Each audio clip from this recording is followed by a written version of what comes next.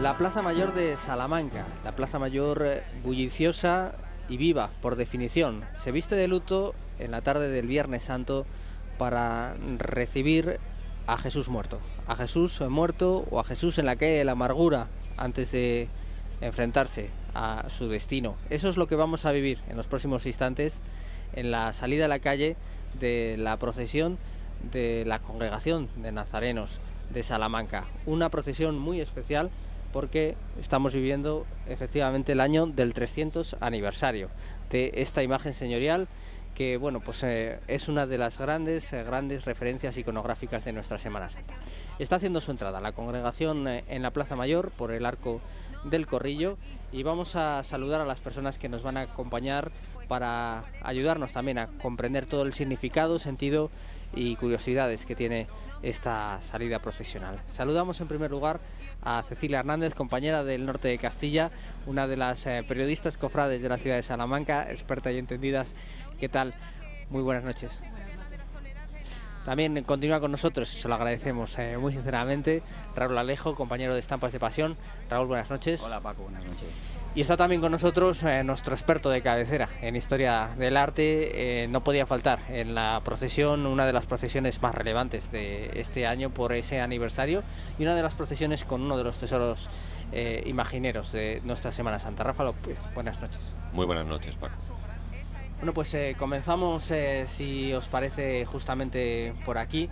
Cecilia, que has estado viviendo hasta hace unos instantes lo que estaba pasando en la calle, es una procesión, bueno, pues ahí tiene un cierto litigio, ¿no?, sobre si es la segunda más antigua de la ciudad o no, sí, con la Soledad, pero bueno, es evidente que es una de las que acumula sobre sí mayor carga de tradición y eso se nota también cuando sale a la calle de San Julián. Sí, se nota y tienen intención de que se note también. Ellos, bueno, le echan muchas ganas y le echan mucho interés y este año es el año del 300 aniversario, además de la imagen del Nazareno, es un año especial para ellos. De hecho, ahora cuando lleguen a la Plaza Mayor, en uno de los balcones está el estandarte con el logo del 300 aniversario y el paso se va a girar y va a hacer un gesto hacia ese logo. Es el único gesto que va a haber en esta procesión relativo al 300 aniversario, porque van a tener una procesión dentro de 2 semanas extraordinaria y única con el Nazareno, en la que se va a poder, pues, disfrutar de la talla y de la mirada del Nazareno, que es su característica. Efectivamente, el 9 de abril tendrá lugar esa salida extraordinaria aprobada para disfrutar en la calle, ya con un motivo abiertamente de alegría por los 300 años de esta imagen entre nosotros. Hoy decía la cofradía que era un día de reflexión, un día de penitencia, un Viernes Santo al fin y al cabo, y por eso se han eliminado casi por completo esas referencias al 300 aniversario, que estamos remarcando más la gente de fuera casi que ellos sí mismos.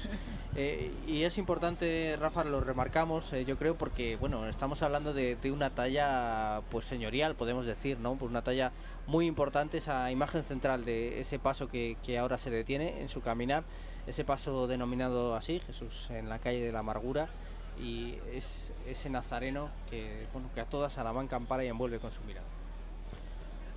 Pues esta figura fue realizada por José de Larra, ahí lo tenemos, en el año 1716, cumplimos el 300 aniversario. José de Larra es un escultor que tiene bastantes obras en la ciudad de Salamanca y que bueno, pues está emparentado con la familia Churriguera. Porque ese era su segundo apellido. Él es José de Larra Churriguera y era hijo de una hermana de los 3 famosos artistas de los cuales conservamos obra en Salamanca, ¿no? Alberto, que hizo la plaza, Joaquín, que va a realizar también algunos de los más conocidos retablos que tenemos en la ciudad. José de Larra también le conocemos bastante porque realizó la mayoría de las figuras que están en la sillería del coro de la Catedral Nueva, que bueno, no es un sitio excesivamente conocido, no lo visitamos así asiduamente, pero muchas de las figuras están realizadas por José de Larra, que comentábamos también en otra retransmisión anterior. Él fue el maestro que tuvo Alejandro Carnicero en la ciudad de Salamanca. O sea, como vemos, es una persona con bastante influencia, con un taller propio, y que repartió figuras o hizo bastante trabajo en esta ciudad, auspiciado por, pues muy seguramente con el apoyo de sus tíos. Pero bueno, eso no quita que sea un gran escultor y que la figura que tenemos o que podemos contemplar sea una de las de más calidad que tenemos en la Semana Santa de Salamanca. Una imagen, efectivamente, Raúl, que bueno, pues si tenemos que destacar un emblema, ¿no?, de este Viernes Santo, pues puede que esta sea una de ellas. Es una imagen muy bonita, muy bien ejecutada, como nos ha explicado Rafa, pero también es una imagen muy devocional. Eso también es así, hay que remarcarlo. El rostro que tiene principalmente es lo que mayor devoción despierta del Nazareno de Salamanca, porque yo creo que sí que podíamos decir que es el Nazareno de Salamanca. Hay otros nazarenos, lógicamente, el que hemos visto antes, por ejemplo, el Nazareno chico, pero no le llega la envergadura, por decirlo así, ¿no?, de esta impresionante talla, porque lo tenemos que decir así. Yo me quería fijar específicamente, no específicamente, porque esta congregación tiene muchos matices, pero este paso engloba muchas cosas, desde ya lo veremos más adelante cuando esté más cerca de nosotros en las cámaras. El frontal del paso es una congregación que está unida en el cielo y en la tierra, con los congregantes, con los que están en la vida, por decirlo así, los que ya partieron hacia el Padre.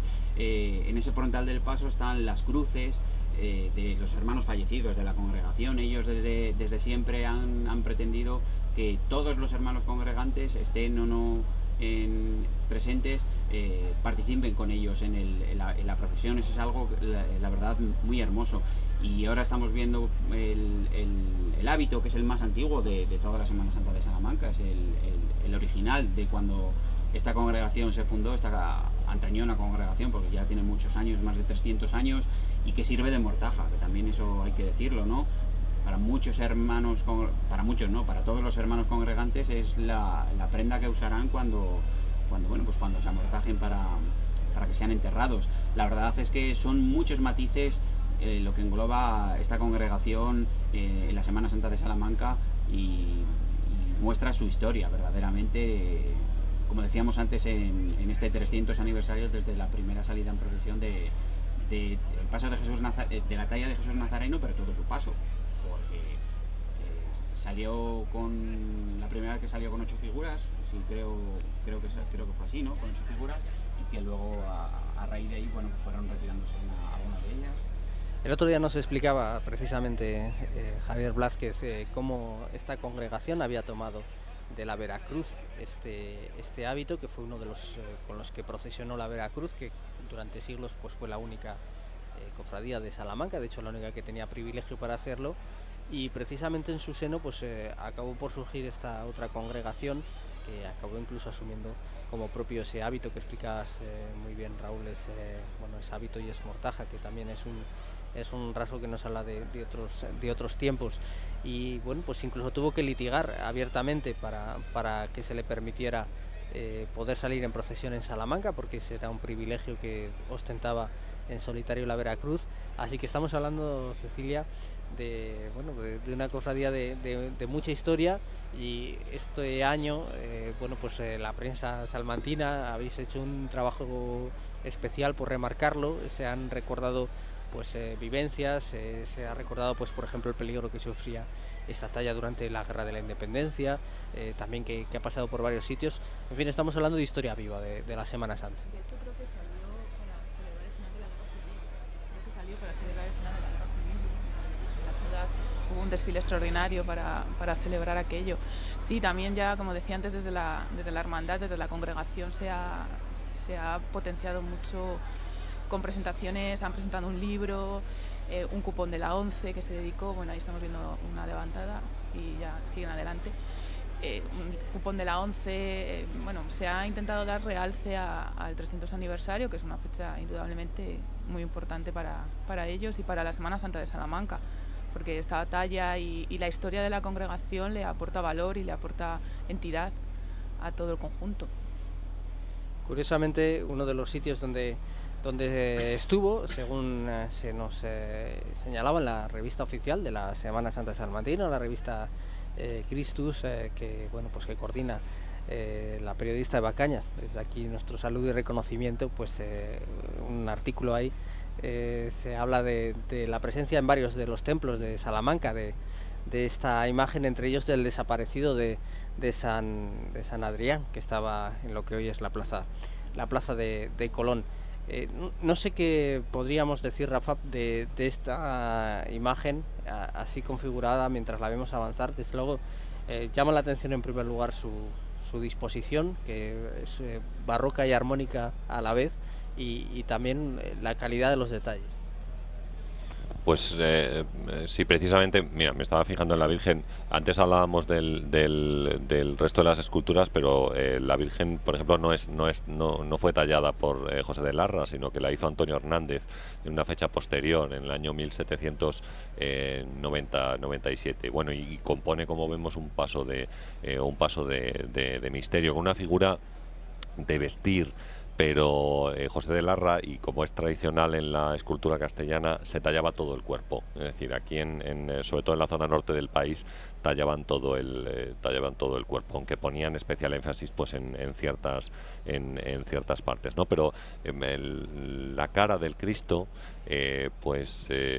bueno, ahí lo vemos, ¿no? Como una figura que también se repite en otras figuras de la Semana Santa Salmantina, una figura que bueno, pues está caminando hacia su destino final, ¿no? Que en este caso es el de la muerte en la cruz. O sea, no lo vemos con una figura terriblemente agotada, dolorida, sino que simplemente tiene la mirada como perdida y va caminando hacia su destino. Lo mismo que las manos, que sí me gustaría destacarlo. Las manos de la figura pues son muy expresivas también, ¿no? La forma que tiene tan delicada de agarrar o intentar agarrar la cruz, ¿eh? Ahí lo vemos, como con esta posición donde juntan los dos dedos centrales y separan los dos dedos laterales, que es muy propia y que podemos observar en multitud de cuadros o de escenas, y quiero pensar como algo que podemos tener todos en mente, el caballero de la mano en el pecho del Greco, pero que van a repetir otros muchos artistas a lo largo del barroco, como Velázquez, que también lo utilizaba en muchos de sus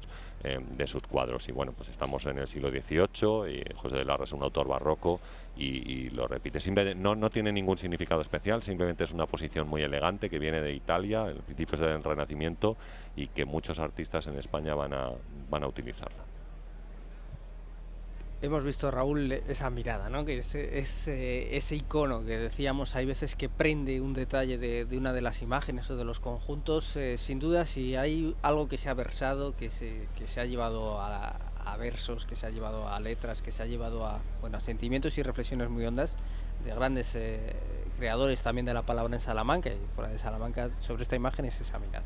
Es la mirada del Nazareno de San Julián, que decíamos antes que siempre poníamos apodos a imágenes que estaban metidas en la historia de la Semana Santa. Bueno, pues nosotros decimos que es el Nazareno de San Julián. Con decir que es el Nazareno de San Julián ya sabemos todo el mundo que nos referimos a la imagen de nuestro Padre Jesús Nazareno, de la congregación del mismo nombre. Yo ahora me acuerdo en la presentación del libro conmemorativo de este 300 aniversario, una cosa muy curiosa que me llamó mucho la atención, era tal como los congregantes de aquel entonces se tomaban tan en serio pues la creación de la congregación y a esta imagen, a la imagen de nuestro Padre Jesús Nazareno, que cuando el cambio de la cruz que lleva el Señor, el Jesús Nazareno, era tan importante y lo querían hacer tan bien que incluso llegaron a contactar con Roma para ver si verdaderamente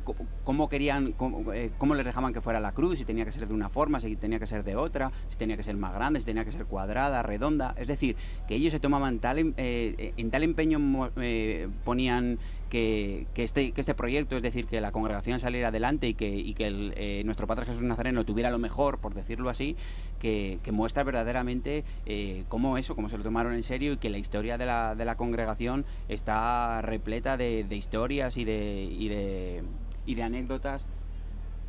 Estamos viendo el inicio de eso que comentabas, Cecilia, como bueno, va a haber es un acto habitual, ¿no? En el paso por la Plaza Mayor ante los reposteros que están situados en la fachada, pues cómo las cofradías hacen un pequeño gesto de reverencia hacia su emblema. Sí, hacia su emblema, que hay, como comentábamos antes, cierta polémica, ¿no? Con el tema de si somos los más antiguos, son los más antiguos, o la Soledad la segunda más antigua. A los periódicos nos ha llegado, pues hace pocos días, cuando hubo la polémica de los reposteros, precisamente una carta, creo que firmada por un congregante, en la que defendía la tesis de que son los segundos más antiguos de la Semana Santa de Salamanca, por delante de la Soledad y por delante del Rescatado. Bueno, pues una de estas polémicas que tenemos aquí, que no nos faltan. No faltan. Bueno, Francisco José Jaspe, que es además miembro de la Congregación del Nazareno y que de vez en cuando también tiene a bien venirnos a echar una mano en las retransmisiones, sostiene en esa carta a la que alude muy bien Cecilia, pues que la Soledad existía efectivamente antes que la Congregación de Jesús Nazareno, pero no era una cofradía de Semana Santa, era una entidad dedicada a dar auxilio a los condenados a muerte, no tenía nada que ver con la Semana Santa hasta casi finales del siglo XIX. Bueno, esa es su teoría. Nosotros la exponemos aquí para que todo el mundo sepa de qué estamos hablando, porque a veces es verdad que estamos metidos en la burbuja de la Semana Santa y damos por hecho que todo el mundo sabe de qué hablamos, y no siempre es así. Bueno, estamos apreciando, Raúl, los detalles del paso, como decías, mientras vemos las maniobras de este pequeño acto de homenaje a la hermandad, a la congregación en el 300 aniversario. Estábamos viendo las andas. Sí que es verdad, por ese detalle que decías, la cruz, también el propio hábito, que es una cofradía, una congregación que ha hecho mucho esfuerzo por mantener sus esencias, también en un entorno en el que se habla de las inspiraciones, ¿no?, que vienen de otros lugares, o evolución de la propia sociedad y de la propia manera de vivir la religiosidad. Esta congregación podríamos decir que sí es depositaria, casi como ninguna otra, de las esencias de un determinado momento, al menos, de la Semana Santa salmantina. Claro, los detalles que comentábamos antes, pues eso, de la cruz, del hábito y demás, ellos quieren mantener un poco también la antigüedad que tienen, es decir, no echar por tierra toda esa historia, que hay que recordar que son más de 300 años desde que esta talla salía a la calle, pero anteriormente la congregación se independizó, por decirlo así, también de la Cofradía de la Veracruz, que esta tarde es protagonista en muchos aspectos, pero que ellos quieren y quieren seguir manteniendo pues también esa forma de entender, ¿no? Más al estilo más castellano, más nuestro, por decirlo así. Y también es tan loable esta forma de entender la Semana Santa salmantina en este aspecto, como justamente en el contrario, con nuevas cofradías que a lo mejor piensan o sienten diferente, ¿no? Yo creo que todos los sentimientos y todas las formas de entender la Semana Santa la enriquecen y ayudan a que esto sea más grande, la Semana Santa más importante. La diversidad como gran valor de la Semana Santa, al menos la salmantina, no nos cansamos de repetirlo. Es un planteamiento personal, por supuesto, pero yo creo que es un camino. Bueno, y veíamos, Cecilia, justamente lo que nos comentabas, ese balcón tan lleno de público que pueden ver justo casi en la mitad de la pantalla, por donde está el brazo de la cruz, el travesaño, pues ahí estamos viendo ese 300 que alude, ese es el logo que se ha hecho para este aniversario. Sí, el logo del 300 aniversario, creo, por lo que nos ha comentado el hermano mayor, que es quien va dirigiendo, por cierto, el paso, cumple las dos funciones, Alejandro. Lo que nos ha comentado la salida de San Julián es que iban a hacer también un pequeño gesto a ese logo, a ese anagrama, en reconocimiento a esos 300 años, que era, como decíamos antes, es el único gesto que va a haber durante la procesión relativa al aniversario, porque ya tendrán, creo que el próximo fin de semana tienen una serie de actos religiosos y al siguiente tienen la procesión extraordinaria, que creo que va a seguir el recorrido antiguo, el recorrido inicial, va a ir a San Esteban y va, pues a recrearse un poco en la historia de esta congregación.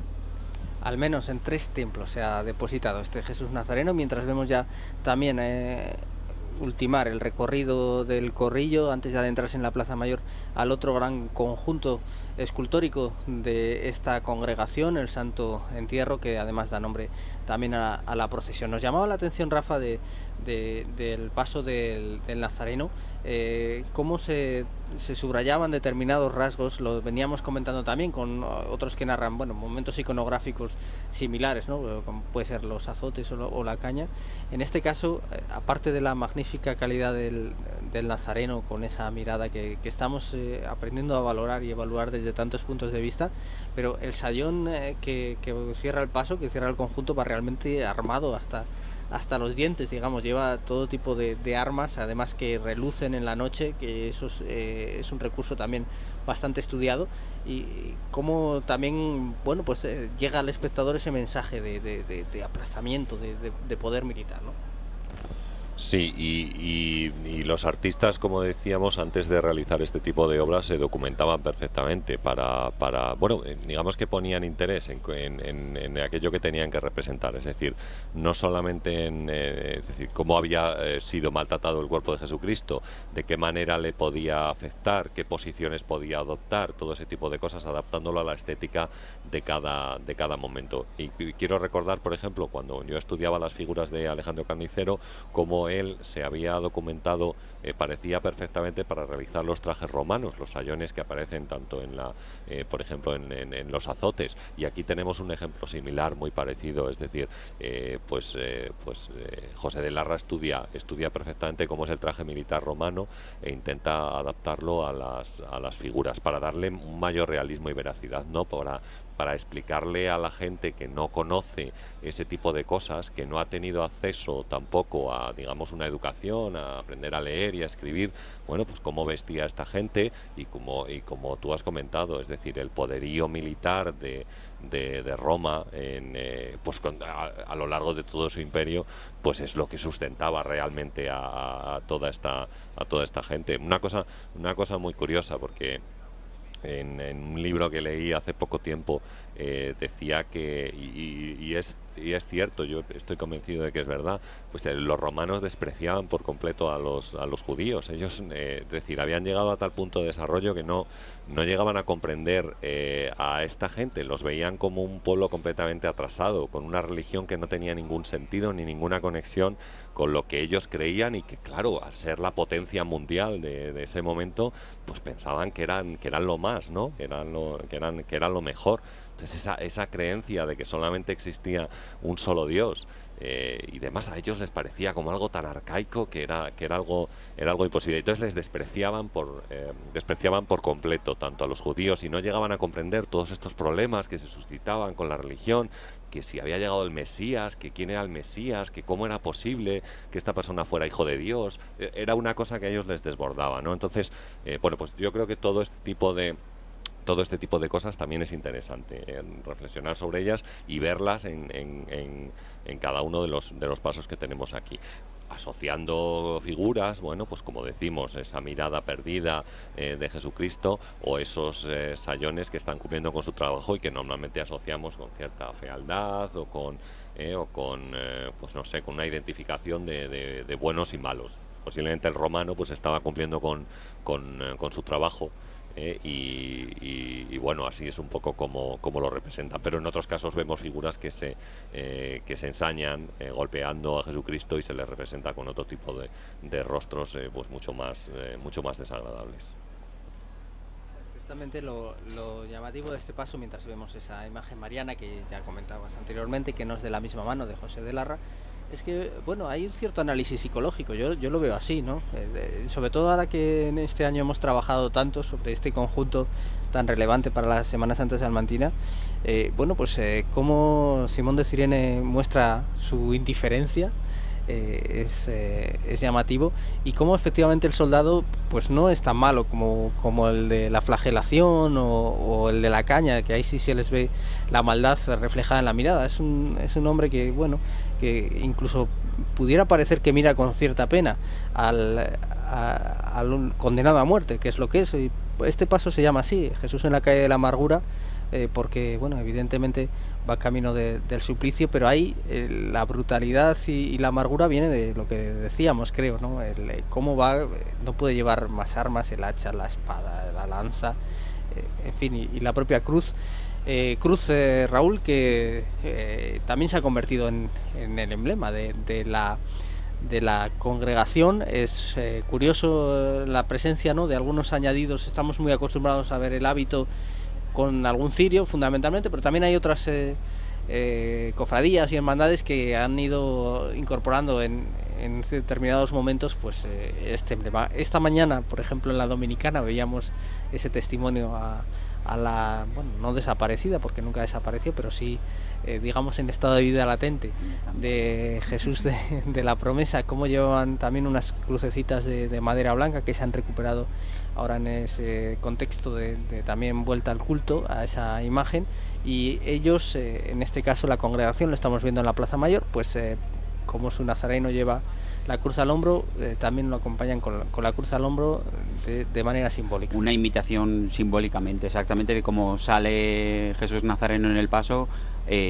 pues igual ellos acompañando en la procesión. Sí que es verdad que no estamos acostumbrados, por decirlo así, en la Semana Santa de Salamanca, ya que la mayoría de las cofradías salen a la calle pues con vela natural, o algunas cofradías todavía con algún cirio eléctrico y tal, como veremos después con Jesús rescatado. Pero algunas cofradías tomaron la decisión, desde luego Jesús Nazareno desde el principio, de salir con una cruz a la calle, un poco pues eso, manifestando también el sentimiento de pues, lo que es una cofradía de penitencia, lógicamente. Sí que son cruces, como estamos viendo ahora, que además las vemos, son cruces no pesadas, porque vemos que no son para nada pesadas, son más bien finas, pero bueno, ese yo creo que es el gesto, ¿no? El gesto de un poco de cómo sale Jesús Nazareno a la calle. Ellos también, en comparación por ejemplo con otras cruces que saca por ejemplo la Hermandad Universitaria, sobre 20 kilos cada una, además, sin desbastar. Es decir, son un poco esas un poco reminiscencias del pasado de la congregación. Y viendo ahora un poco Jesús Nazareno y el paso del Santo Entierro, que lo tenemos ahí a las puertas de entrar a la Plaza Mayor, esta congregación tiene 2 grupos escultóricos, y la Semana Santa de Salamanca tampoco es que tenga excesivamente muchos grupos escultóricos. La mayoría son imágenes unitarias, un Cristo, la imagen de un Cristo, de una Virgen. Pero lo que es grupos escultóricos, adolece un poco la Semana Santa de Salamanca en esos grupos escultóricos. También en ese aspecto, pues bueno, la congregación de Jesús Nazareno es un poco diferente, ¿no?, a las demás, con esos 2 grupos escultóricos, cosa que por desgracia nuestra Semana Santa, como hemos dicho antes, pues adolece de ello, sí. Y además, Cecilia, bueno, pues es un momento también especial de esta procesión. No lo vamos a ver ahora en el paso por la Plaza Mayor, pero sí que lo podemos recordar, siquiera ahora que tenemos por lo menos la imagen de los 2 conjuntos, como en algún momento procesionan en paralelo, y eso también es un sí, instante muy emblemático. Es muy bonito, justo en la zona del mercado, en la plaza del mercado, a la salida de San Julián, poquito después de la salida de San Julián, se ponen los 2 grupos escultóricos en paralelo y se bailan durante un momento en conjunto, en lo que las bandas de música que están por detrás se sitúan una detrás de su paso. Y bueno, es un momento muy esperado por la gente. Esta tarde estaba, bueno, como toda la ciudad, que está llenísima de gente, pues esta tarde estaba esa zona que no se podía ni pasar, ni atravesar, ni nada, estaba hasta arriba. Y es un momento pues muy esperado. La verdad que lo que decía de la gente que hay en la ciudad, estaba al mismo tiempo bailando los 2 grupos en la Plaza del Mercado, Rescatado estaba saliendo de San Pablo también hasta arriba. Vamos, no nos podemos quejar por la presencia de público. Un público que viene a engrandecer seguramente la propia dignidad de las salidas procesionales. Estamos viendo una pausa pues, prolongada y bueno, estamos viendo también cómo se vuelve a ordenar el turno de carga para ocupar ese trabajo bajo el paso de Jesús en la calle de la Amargura. Deducimos por el comentario que hacías antes, Raúl, que estamos ante 2 conjuntos muy pesados, ¿no?, que tampoco tienen excesivo espacio para llevar hermanos de carga, lo cual debe, porque es todo carga interna, como estamos apreciando, lo cual debe hacer complicado y cansado el llevar esos grandes conjuntos. Claro, hay que tener en cuenta que no es lo mismo cargar sobre varales, sobre banzos exteriores, que puedes añadir más personas cargando y quieras o no se reparte mucho más el peso, pero claro, son las personas que entran debajo del cajón, de la mesa, ¿no? De cada grupo escultórico. Tanto en el paso de Jesús Nazareno como en el paso del entierro del Cristo, del Santo Entierro, perdón, vemos que lógicamente aquello carga, pesa y pesa mucho. Las personas que están abajo, la verdad es que lo sufren. Tenemos que recordar que una de las figuras del paso del Santo Entierro tuvo que ser retirada hace algunos años por el excesivo peso. Creo que era María de Cleofás, me parece que era la que llevaba la jarra de ungüentos y demás, y se tuvo que retirar. No es que quite valía, por decirlo así, o que reste un poco la estética del paso a la calle, pero bueno, estaría muy bien que de aquí a unos años la congregación se repensase, ¿no? De volver a sacar esa imagen, para más que nada por decir que tenemos ese grupo escultórico en la calle completo, ¿no? Repito que no para nada desmerece esa puesta en escena que la tenemos ahora en la calle, pero bueno, estaría bien que lo intentase recuperar. Pero claro, el problema de las cargas es complicado. Es complicado, es lo que decíamos antes, pesan mucho y para ellos, bueno, pues les cuesta. Detrás de Nazareno iban antiguos hermanos de carga, supongo que eran antiguos hermanos de carga por la edad que tenían, pegados a su paso, manteniendo esa fidelidad, pero claro, es complicado porque pesan mucho y esta parada demuestra que vienen cansados. Sí, y que ya no pueden arrimar el hombro, nunca mejor dicho, Cecilia. Bueno, estamos viendo efectivamente una pausa larga en la Plaza Mayor, en la que, bueno, pues como venimos comentando, a lo largo de toda la tarde se concitan intereses diversos y, bueno, pues personas que van y vienen. A lo mejor en otras calles vemos más específicamente público que viene a la procesión, y aquí es posible que sea más público que se la encuentra, es posible. Pero bueno, quería que puede ser un buen momento para reflexionar, Rafa, sobre una cuestión, ya que hablaba Raúl de esas mortajas que sirven de hábito a la vez, ya que en esta Plaza Mayor hay también alguna curiosidad relacionada con ello. Por ejemplo, todos hemos visto esa inscripción de "aquí murió una mujer, rueguen a Dios por ella", que bueno, está ahí por determinar un poco exactamente lo que sucedió. La presencia de la muerte en esos momentos de la España barroca hace 300 años era muy distinta de lo que hoy es, y claro, también conviene hacer un poco de contexto social y de mentalidad psicológica para que entendamos también el impacto y el sentido verdadero de imágenes como esta, tan histórica como Jesús Nazareno. Claro, yo creo que siempre que observamos una obra artística, una de las cosas que debemos hacer es intentar meternos en la mentalidad de la época. Yo creo que es la primera reflexión que debemos hacer, y cómo la gente de ese momento observa cada una de las obras. Mira, por ejemplo, y ahora una cosa que tenemos ahora en Salamanca, que ha salido a la luz, o que bueno, se puede ver desde hace poco tiempo, que es la fachada de la iglesia de San Martín. Esta nueva fachada, nueva, que no se veía antes, la fachada románica del siglo XII de la iglesia de San Martín, y cómo esas figuras estaban pintadas, que normalmente no las solemos ver así, las solemos ver porque han perdido la pintura, igual que sucedía, por ejemplo, en Santiago de Compostela, ¿no? Cuando entrabas en la iglesia, la sorpresa era encontrar todas las figuras pintadas, y bueno, pues esa pintura ya no se conserva. Yo creo que una de las pocas que conserva la pintura, que tenemos muy cerca, es la Colegiata de Toro, por ejemplo, que conserva todavía en la coronación de la Virgen, que es el tema central, pues conserva las pinturas. Bueno, pues eso lo podemos trasladar exactamente igual al siglo XVII o al siglo XVIII, donde estamos, ¿no? Parece que es un momento donde las pasiones están muy a flor de piel, y donde la teatralidad pues está muy presente. Nosotros, cuando yo trabajaba en el Dados, en el Museo de Arte Contemporáneo, pues dedicamos una exposición al diálogo que podía haber entre el barroco y el neobarroco, y entonces intentábamos llegar a concluir estábamos viviendo una nueva época barroca ahora mismo por todo ese tema de la teatralidad y todo el tema que tiene que ver sobre todo con el espectáculo, que muchas veces, y esto quiero decirlo, el espectáculo nos desvía de otras cosas que son mucho más importantes. Eso decía Guy Debord, ¿no?, que era un pensador situacionista que, bueno, pues desarrolla su trabajo a finales de los años 60, 70, en los 80, más ligado al cine en su última etapa, pero bueno, él decía que nuestra sociedad iba caminando un poco hacia un espectáculo en el cual no teníamos tiempo libre, sino que enlazábamos un espectáculo con otro, y este con otro, y este con otro, y eso nos impedía centrarnos en las cosas más importantes que había. Pues a lo mejor estábamos en un momento similar en el barroco. Y bueno, yo creo que está bien apuntar eso y reflexionar un poco sobre lo que yo acabo de decir. No sé, Guy Debord es un pensador que me gusta, bueno, no coincido con él en muchas cosas, pero es un pensador que en ese tipo de cosas y en eso que tiene que ver con nuestro espectáculo que vivimos cada día, pues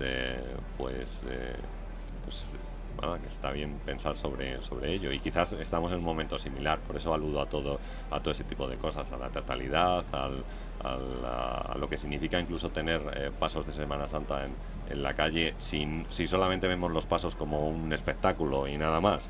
Si no hay nada más y no tenemos un poco más, pues quizás no tiene ningún sentido. Pero claro, debemos abandonar toda esa idea de teatralidad o de lo bonitas que pueden ser las esculturas que estamos viendo ahora mismo, que son maravillosas, para tener un espacio de reflexión que a veces en nuestra vida nos falta. Estoy muy filosófico, me he puesto.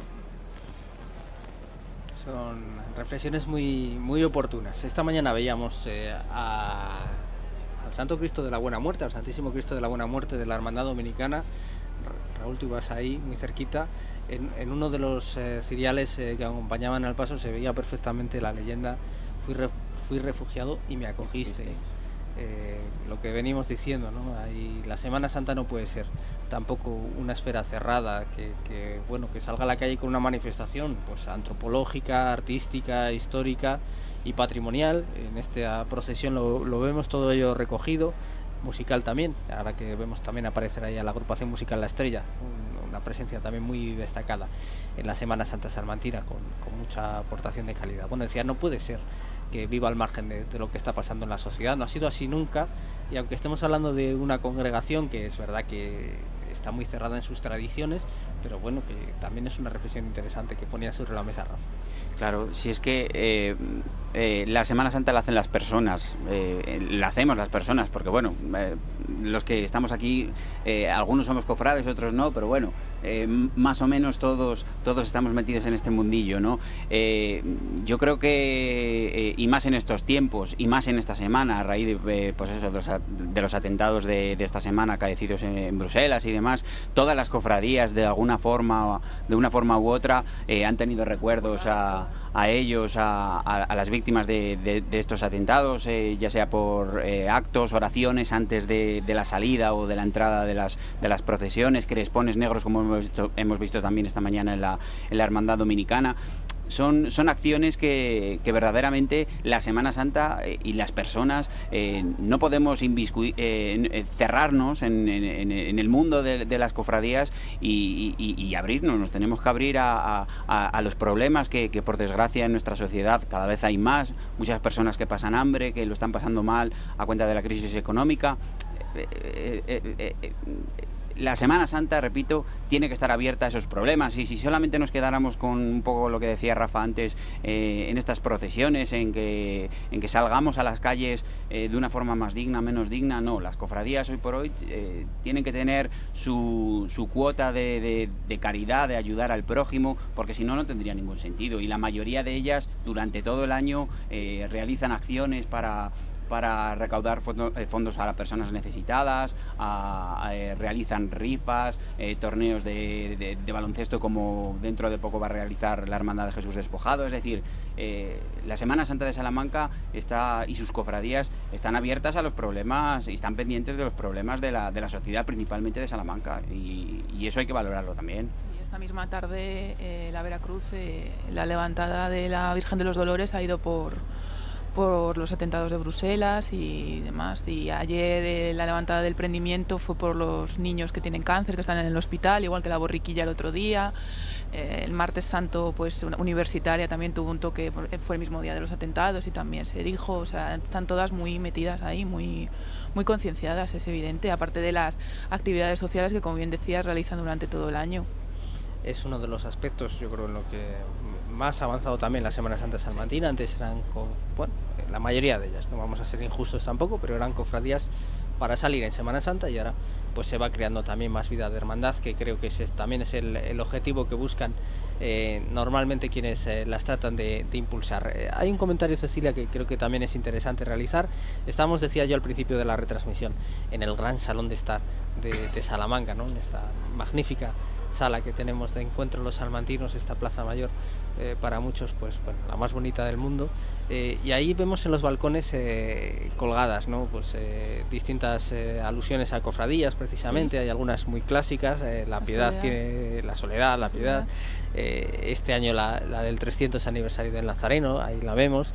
Bueno, es también un aspecto, ahora hablando de esto, de cosas en las que trabajan las cofradías, en el que se quiere incidir hasta el punto, bueno, que la Veracruz también ha hecho un llamamiento para que el domingo, en la resurrección, bueno, por la ciudad, participe un poco, pues al estilo de cómo se hace en otros lugares con el Corpus Christi, engalanando la ciudad.